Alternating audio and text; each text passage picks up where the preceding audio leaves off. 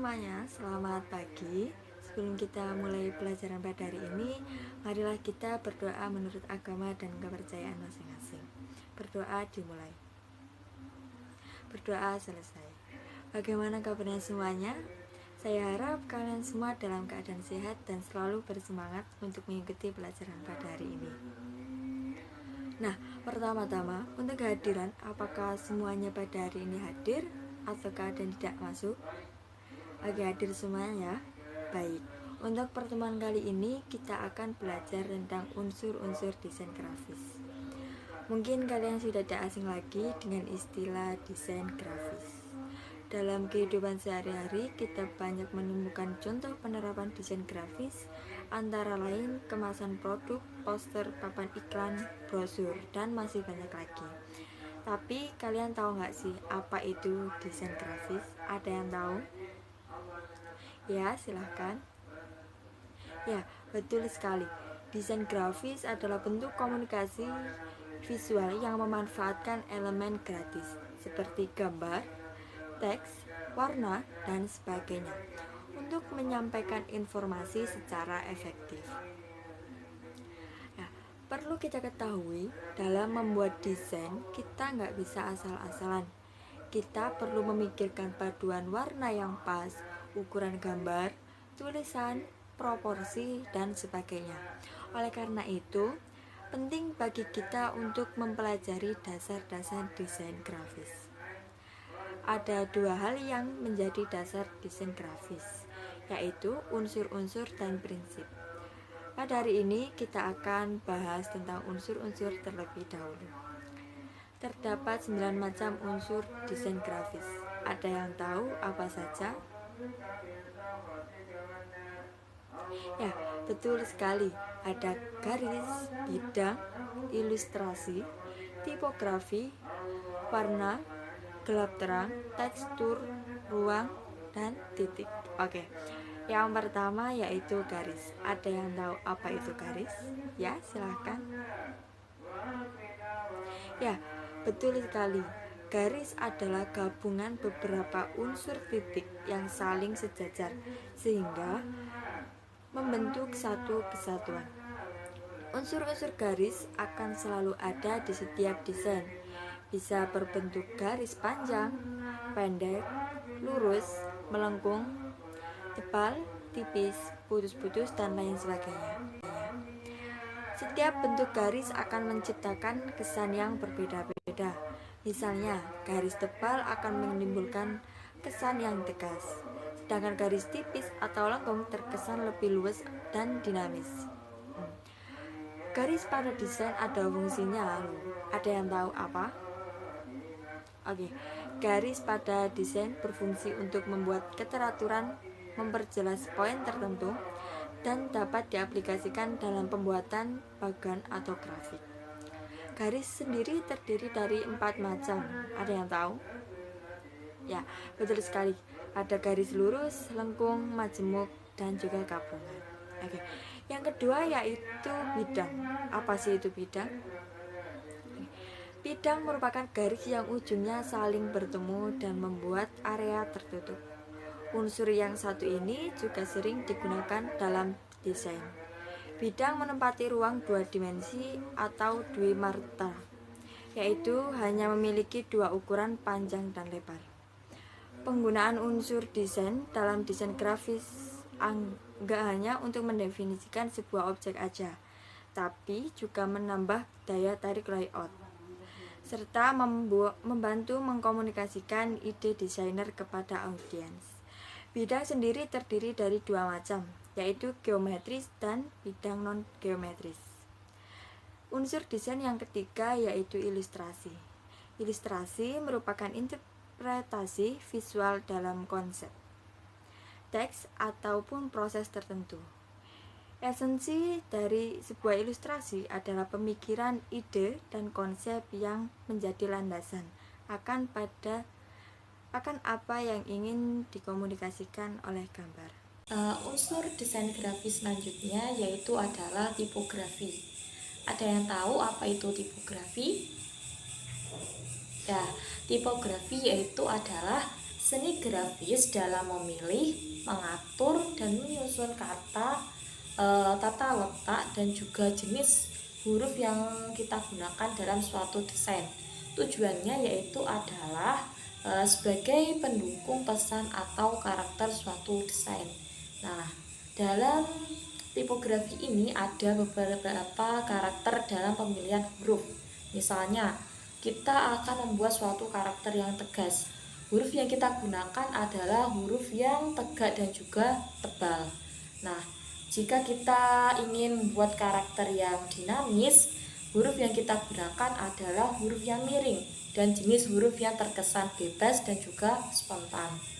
Sedangkan jika kita akan membuat suatu karakter huruf yang lembut, maka kita akan menggunakan jenis font yang bentuknya ini melengkung-melengkung.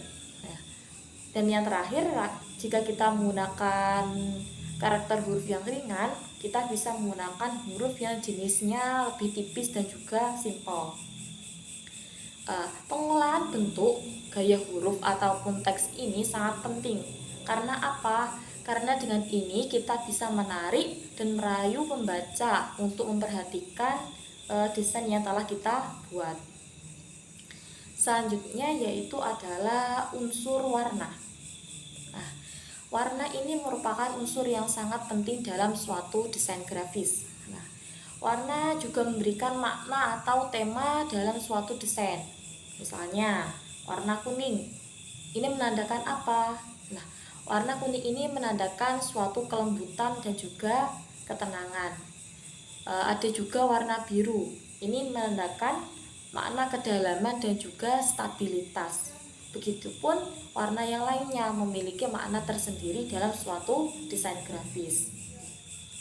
Dalam unsur warna ini ada dua hal yang penting, yaitu warna yang dihasilkan dari sinar atau disebut warna RGB dan juga warna yang dihasilkan oleh suatu tinta disebut dengan CMYK. Dalam desain grafis, desainer biasanya akan membuat suatu palet warna. Tujuannya apa? Tujuan dari palet warna ini adalah menghasilkan kombinasi warna yang unik dan menarik. Nah, dalam desain grafis, kita tidak boleh memberikan warna yang banyak atau variatif. Karena apa? Karena ini akan menunjukkan desain kita yang terkesan norak dan juga terkesan ramai. Unsur desain grafis selanjutnya yaitu ada gelap terang. Apa ada yang tahu gelap terang itu apa? Ya, gelap terang itu bisa dikatakan tingkat kekontrasan dalam warna atau value dalam warna. Jadi, misalnya warna yang digelapkan ini akan menghasilkan warna yang tua, sedangkan warna yang diterangkan akan menghasilkan warna yang muda. Misalnya kita menggunakan warna biru, kemudian kita atur value-nya, kita akan menggelapkan warnanya, maka akan menghasilkan warna biru tua. Sedangkan jika kita atur kecerahannya menjadi terang, maka akan menghasilkan warna biru muda. Begitu pula halnya dalam desain. Kita harus memiliki keahlian dalam melakukan value pada desain yang kita buat dengan skala yang tepat dan sesuai tujuan. Tujuannya apa? Tujuannya di sini adalah supaya desain kita terlihat lebih menarik ketika dilihat oleh pembaca. Unsur selanjutnya yaitu ada tekstur. Ada yang tahu tekstur itu apa? Ya, tekstur adalah visualisasi dari permukaan suatu objek.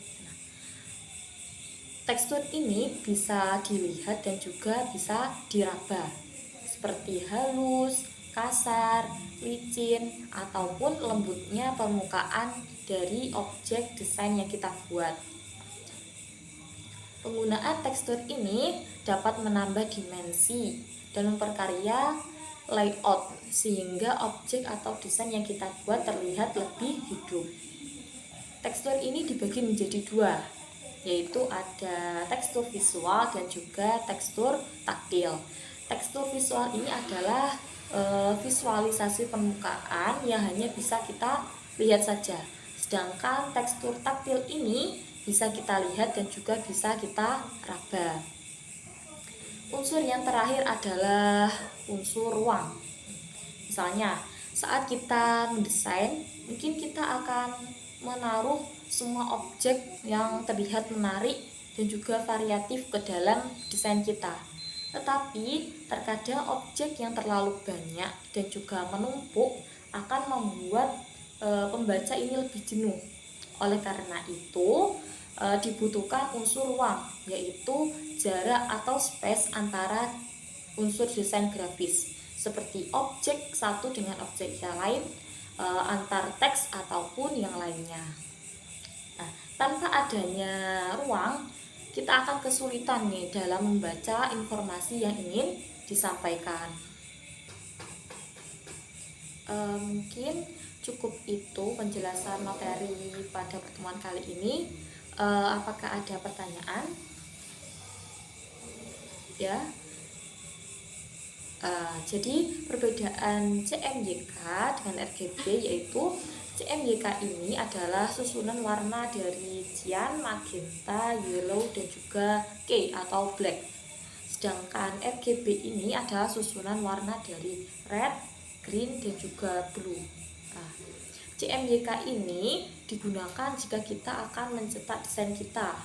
Sedangkan warna RGB digunakan jika desain kita hanya disebarkan secara digital saja. Perbedaan lain dari warna CMYK dan juga RGB ini adalah warna pada CMYK jika digabungkan semuanya akan menghasilkan warna hitam. Sedangkan pada RGB warnanya akan menjadi warna putih. Mungkin cukup itu. Apa ada pertanyaan lain? Kalau cukup, jadi kesimpulan dari pembelajaran kali ini kita sudah membahas tentang unsur-unsur dalam desain grafis, yaitu ada titik, ada garis. Nah, dalam garis ini ada garis lengkung, garis lurus, dan juga garis yang lainnya. Kemudian kita juga telah membahas tentang bentuk, ada bentuk geometris dan juga bentuk abstrak. Kemudian ada bidang, ada warna, ada tipografi, ada gelap terang, tekstur, dan juga ruang. Mungkin cukup itu pembelajaran kita pada kali ini. Kurang lebihnya mohon maaf. Wassalamualaikum warahmatullahi wabarakatuh.